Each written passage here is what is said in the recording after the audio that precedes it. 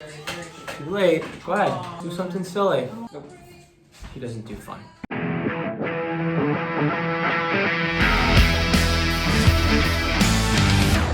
Welcome back to our YouTube channel. My name is Giacomo Marchesi, and I decided to do a series on contest prep mindset. This is part 1. So, my first suggestion before going into a contest prep or competition of any sort is to focus on what we did leading up to preparing to cross the start line. So in other words, for bodybuilders, we call it an off-season. And usually when someone enters contest prep, they go into like contest prep mode, or at least this is what I've done historically.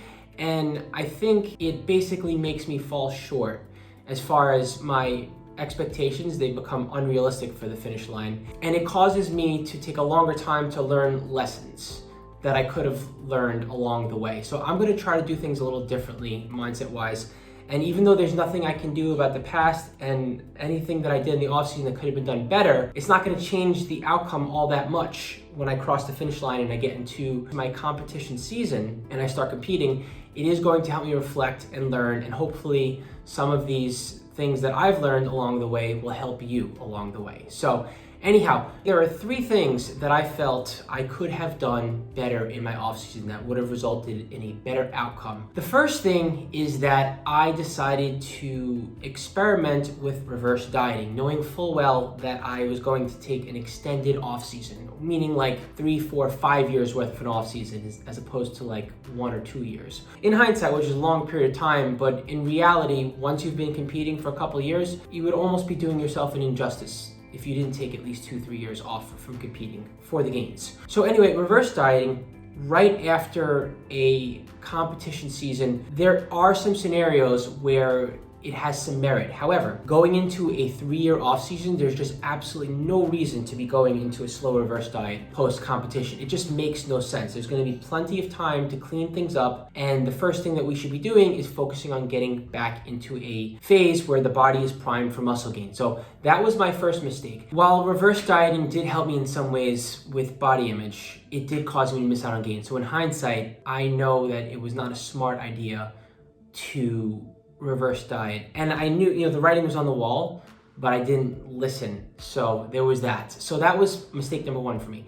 Mistake number 2 was powerlifting, or power building, but focusing on competing in powerlifting. The biggest issue that caused is that I would say, I forget what the statistic is, but something like 80% of powerlifters get injured within 1 year of training. And when it comes to bodybuilding, it's a marathon, not a sprint. The longer you can train with a healthy body, the more muscle you stand to develop. So powerlifting, while it was fun and it was a skill that I learned as far as how to lift with better technique, there were lots of reasons that powerlifting was a valuable tool and a valuable skill for me to learn and engage in the off season. It definitely was a strike against me as far as making more progress, or making as much progress as I possibly could have in the off season. And the last mistake for me was staying too close to what my proposed stage weight should be, being deep into the off season. And some of this just had to do strictly with timing, because I had spent so much time in a leaner state to compete in powerlifting in the right weight class, and also because I was reverse dieting. But still, the second that I was not engaging in either one of those things, I should have been bulking more. So in other words, you want to stay, I think it's healthy to stay somewhere around 20% above your estimated stage weight. Those are my 3 mistakes that I am thinking about as far as how my off season went. I have some more to talk about on part 2, but I'm going to leave it at that for now. If you like this video, let me know. Hit the like button, hit the subscribe button. If you have any questions, if you want me to go into any more detail or any more in depth about any of my 3 mistakes, let me know in the comments below. I'd be happy to talk about that. Or more importantly, let me know what kind of things do you feel you might have done wrong or you could have done better in your off season. And I'll talk to you soon, and we'll see you on part 2.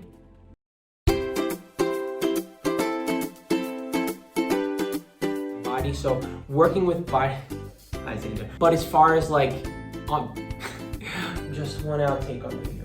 Kitty.